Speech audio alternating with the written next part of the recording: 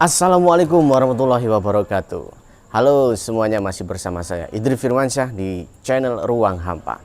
Terima kasih buat kawan-kawan semua yang sampai saat ini sudah memberikan dukungan kepada channel ini.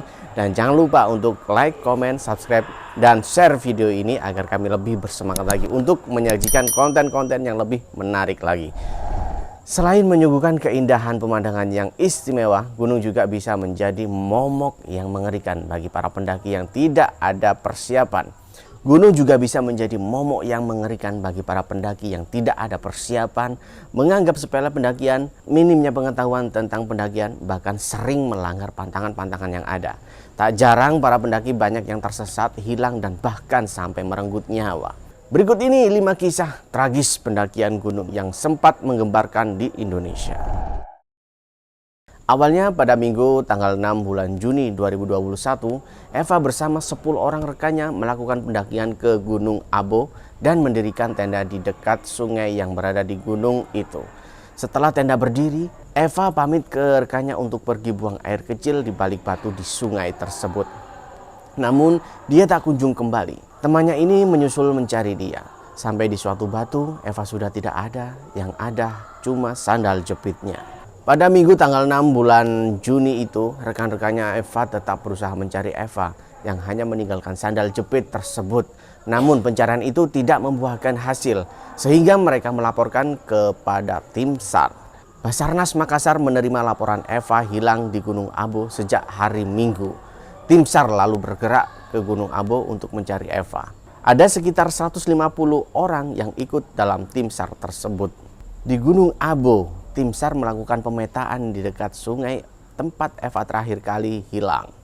Dari sungai itu ada sebuah jalan setapak yang bermuara ke kedua desa terdekat, yakni Desa Panaikang dan Dusun Patiro, Desa Labuaja, Maros. Ada kemungkinan korban menyusuri jalur setapak tersebut. Memasuki hari kedua pencarian pada Selasa tanggal 8 bulan 6, tim SAR tak kunjung menemukan Eva. Selain menyusuri beberapa wilayah di Gunung Abo, tim SAR juga bersiaga di sekitar sungai yang dangkal tempat Eva buang air kecil. Meski kecil kemungkinan Eva tenggelam di sungai itu, tim SAR tetap menyusuri sungai tersebut. Memasuki hari ketiga pencarian, pada Rabu pagi, keluarga Eva membuat ritual khusus. Ritual keluarga itu didasari oleh kepercayaan masyarakat tempat sekitar bahwa sungai dangkal tempat korban hilang adalah tempat yang mistis. Keluarga sempat melakukan ritual dari kaki gunung hingga ke titik korban pertama kali hilang. Berselang beberapa jam setelah keluarga Eva membuat ritual, petugas SAR gabungan menemukan jaket korban sejauh 2 km dari tempat korban hilang. Temuan jaket Eva itu menjadi petunjuk penting bagi tim SAR menemukan Eva. Tim SAR gabungan kemudian menemukan korban tidak jauh dari posisi jaketnya ditemukan. Korban berada di balik batu di sebuah jurang yang sangat curam, banyak batu besar dan batu cadas. Korban ditemukan selamat dengan kondisi yang sangat lemah. Eva mengungkapkan sesaat setelah dirinya bersama teman-temannya mendirikan tenda di dekat sungai tersebut, dia meminta izin untuk pergi buang air kecil di balik bebatuan di sungai tersebut. Entah kenapa saat itu Eva tidak ingin sandalnya basah terkena air sungai. Dia kemudian melepaskan sandalnya di pinggir sungai dan mundur 3 langkah untuk jongkok sembari buang air kecil. Setelah itu Eva mengaku tidak ingat apa-apa lagi. Ketika Eva bangun, dia sudah berada di gua kecil. Tetapi Eva membantah lokasi gua tempat dia sadar merupakan tempat awal mula dia hendak buang air kecil. Seingatnya, gua tempat dia sadarkan diri itu berada di atas tempat dia hendak buang air kecil.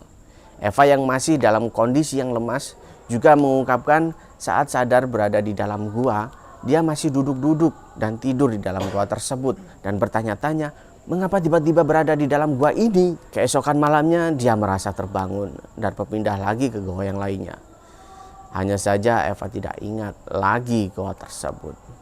Hari selanjutnya ia terbangun lagi dan berada di gua yang berbeda. Dan akhirnya Eva ditemukan sekitar 2 km dari awal lokasi Eva hilang. Seorang siswa SMP bernama Torik Rizky Maulidan mendadak menjadi pusat perhatian publik.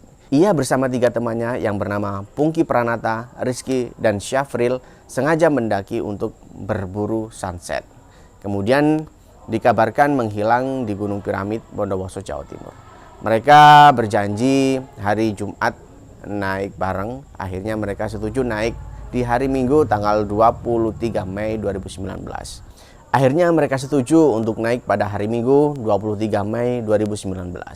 Mereka berangkat jam 7 dan tiba di tempat parkiran motor sekitar pukul 7.30. Mereka berempat akhirnya memulai pendakian di Bukit Piramid dan tiba di pos 2 sekitar pukul 11.30. Perjalanan sekitar 4 jam ke pos 2. Setelah beristirahat pukul 14.00, mereka kembali melanjutkan pendakian. Mereka tiba di Punggung Naga, jalur pendakian sekitar 15.30. Lalu istirahat. Dari 4 remaja tersebut, hanya Syafril yang memilih istirahat di Punggung Naga tersebut lantaran kecapean. Sedangkan Pungki, Rizky, dan Torik melanjutkan perjalanan ke puncak Bukit Piramid dan tiba di sana pukul 4 sore. Cuaca yang pada saat itu tidak bersahabat membuat 3 remaja ini memilih turun dari puncak Bukit Piramid. Paling sekitar 10 menitan berada di atas dan akhirnya mereka bertiga turun. Torik berada di barisan paling depan, sedangkan Pungki di tengah dan Rizky paling belakang. Saya pada saat itu melihat Torik ada di depan saya dan berjalan agak ngesot karena jalur yang curam. Saya turun dengan posisi merangkak membelakangi Torik, ujar Pungki. Pungki baru menyadari bahwa Torik hilang saat akan tiba di bawah dan bertemu dengan Syafril. Saya kira Torik sudah tiba duluan karena dia di depan saya. Begitu saya lihat Syafril, katanya Torik belum tiba, ungkap Pungki. Dengan tatapan sedih, akhirnya Pungki bersama Syafril dan Rizky melakukan pencarian selama kurang lebih 1 jam. Saya tiba di Punggung Naga sekitar pukul 16.30. Saya dan teman-teman lalu mencari dan terus memanggil Torik, namun tidak ada jawaban. Sekitar pukul 17.30 mereka bertiga akhirnya memutuskan untuk turun karena kondisi sudah malam. Saat tiba di bawah, mereka lalu melaporkan kejadian tersebut ke warga sekitar. Karena kondisi yang ekstrim, tim SAR gabungan melakukan pencarian pada Senin tanggal 24 Juni 2019. Mereka menyisir jalur pendakian Gunung Piramid yang dilalui Torik. Tidak ada tanda-tanda yang ditemukan di sana, hingga disepakati bersama keluarga dan seluruh unsur yang terlibat operasi SAR dihentikan dan dilanjutkan pemantauan. Jika terdapat tanda-tanda akan keberadaan korban, maka operasi SAR akan dibuka kembali. Setelah 12 hari pencarian, tanda-tanda keberadaan Torik mulai terlihat. Tim SAR gabungan yang masih menyisir Gunung Piramid menemukan jenazah yang diduga Torik tersangkut di jurang Punggung Naga. Kemungkinan besar Torik tergelincir karena dari peta jalur ada di punggungan sangat tipis dan sempit, kurang lebih berukuran 40 cm. Sedangkan kanan kirinya itu adalah jurang. Dalam rilisnya, Wanadri menyebut jika survivor atas nama Torik Rizky Maulidan ditemukan pada tanggal 5 Juli 2019 pukul 15.30 WIB oleh tim SAR Wanadri. Jika dalam rilisnya Wanadri menyebut jika survivor atas nama Torik Rizky Maulidan ditemukan pada tanggal 5 Juli 2019 pukul 15.30 oleh tim SAR Wanadri, Gemama Hapeta, Universitas Bondowoso, relawan brigadir penolong dan tim SAR gabungan dengan kondisi sudah tidak bernyawa. Muhammad Rafi Respati, perwakilan dari Wanadri, mengungkapkan ada 5 anggota yang ikut melakukan pencarian. Mereka bergabung dengan tim lainnya dengan alasan kemanusiaan, walaupun pencarian pada saat itu telah dihentikan. Proses evakuasi akan dilaksanakan Sabtu pagi dengan melibatkan sejumlah pihak, antara lain kepolisian, TNI, BPBD, dan sejumlah relawan. Informasi yang diterima, penemuan jenazahnya bersamaan dengan ulang tahun daripada si Torik. Seorang pendaki gunung meninggal dunia di puncak Gunung Lawu di sisi Hargodalam. Kejadian meninggal dunia seorang pendaki gunung ini diterima oleh tim BPBD Kabupaten Magetan pada Minggu 25 Maret 2018 sekitar pukul 15.30 saat ditemukan jenazah laki-laki tanpa identitas yang diperkirakan berusia 40-50 tahun ini menggantung di kayung bangunan sebuah pos istirahat di daerah Hargodalam yang beratapkan seng.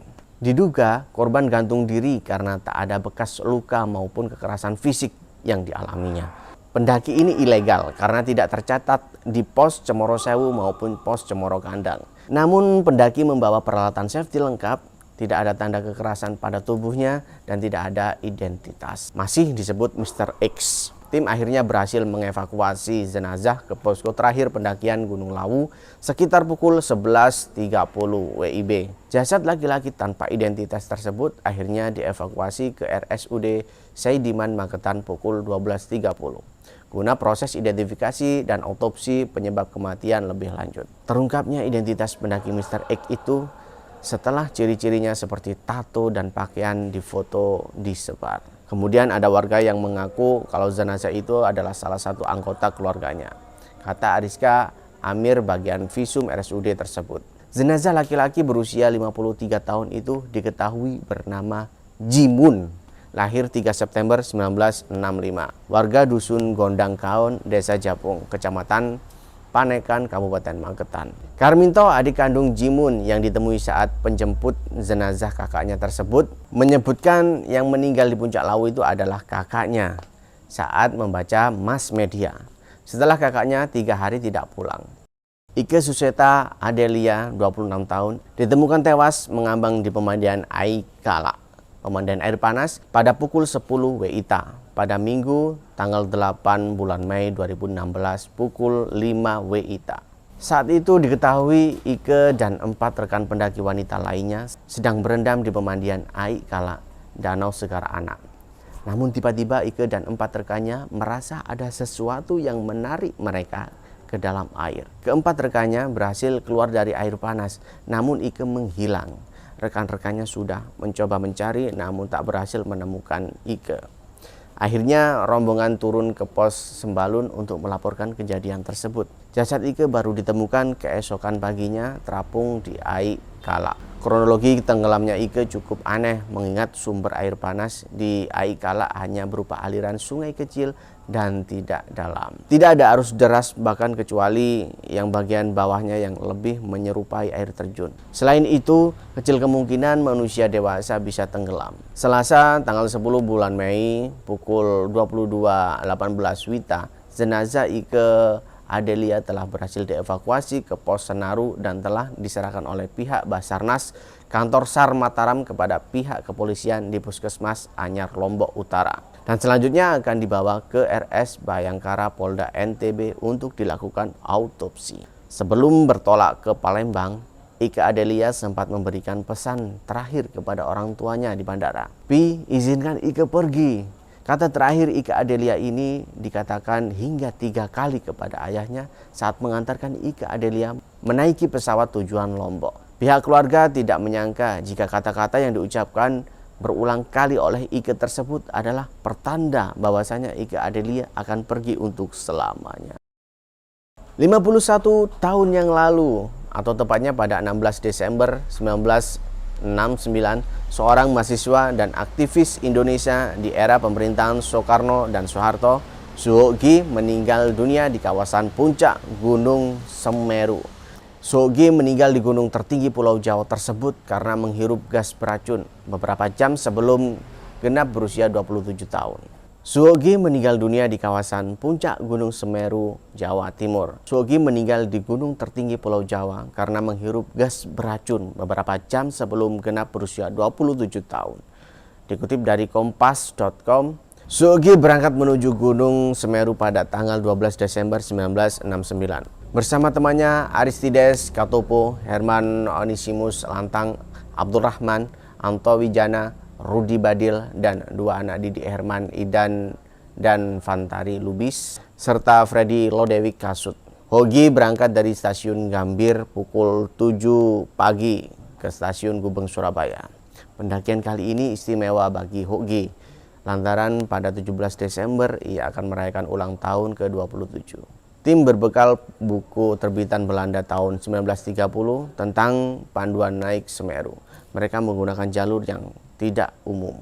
Jika biasanya jalur yang dipakai penduduk dengan menggunakan Desa Ranupane dengan jalur yang landai, tim ini mendaki melalui Kali Amprom mengikuti pematang Gunung Ayak-Ayak sampai turun ke arah Oro-Oro Ombok. Perjalanan pun dilanjutkan sampai di Arcobodo. Mereka pun membentangkan ponco untuk jadi tempat perlindungan, meninggalkan tas dan tenda. Rombongan dibagi menjadi 2 kelompok. Aristides, Hogi, Rudi, Badil, Maman, Wiwi, dan Freddy. Sedangkan Herman bersama Idan. Pada waktu itu cuaca buruk yang penuh dengan hujan dan gerimis campur kabut. Tak hanya itu, ada semburan gas yang menyemprotkan debu dan material vulkanik ke langit. Semakin menanjak ke atas, semakin jelas terdengar dentuman letusan semburan Semeru melalui lubang kebun kawahnya. Sampai di puncak Mahameru, jelang sore, tenaga mereka sudah habis. Aristides kemudian berkata, "Turun, cepat turun, cuaca tidak bagus.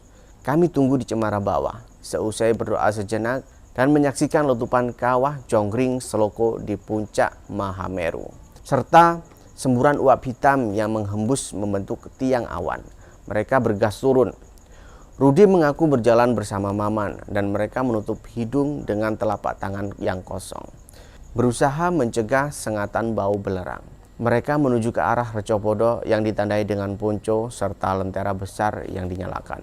Ia bercerita pada saat itu terdengar suara ledakan dari kepudan kawah dan diikuti desis panjang lesatan semburan material vulkanik. Tidak lama semburan keras gas campur bebatuan membentuk cendawan. Berkepul-kepul memekar dan membesar sambil merontokkan hujan pasir bebatuan di dataran miring itu. Rudi bercerita saat itu Gi yang berjalan dengan Tides memilih istirahat sendirian di tepi lereng jelang puncak Semeru. Menurut Rudi, Gi duduk termenung dengan gaya khasnya, yakni duduk dengan lutut terkipar ke dada dan tangan